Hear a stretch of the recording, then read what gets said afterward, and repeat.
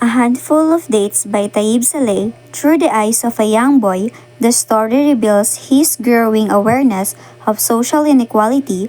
The boy idolizes his grandfather but becomes disillusioned when he witnesses the grandfather's exploitation of a neighbor who is indebted and must sell his dates.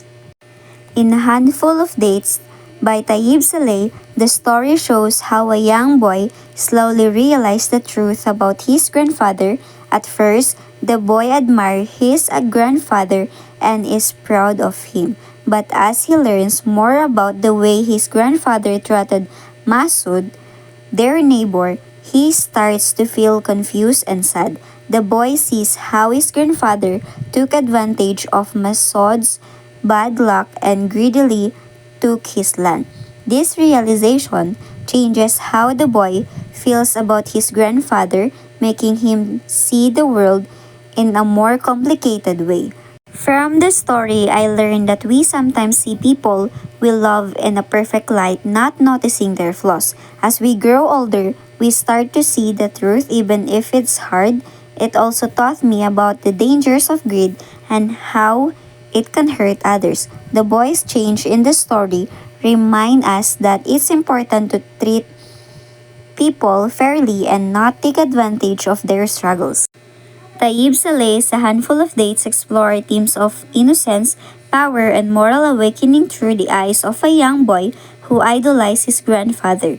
The boy initially views his grandfather as a wise, generous figure, but this admiration fades as she witnesses the exploitation of their poor neighbor, Masod. The boy learns that Masod, who once owned the land, has been reduced to poverty, while his grandfather prospered from his misfortune. This realization marks the boy's coming of age as he confronts the darker aspects of human nature and social inequality. The shift in the boy's perspective reflects his loss of innocence as he starts to understand the corruption beneath the surface of his grandfather's success. The symbolism of dates plays a crucial role in the story, representing both material wealth and moral decay. The boy's disgust with the dates at the end signifies his rejection of the greed and exploitation that they have come to symbolize in his eyes. By distancing himself from the dates and by extension his grandfather's values, the boy chooses a path of moral clarity and justice.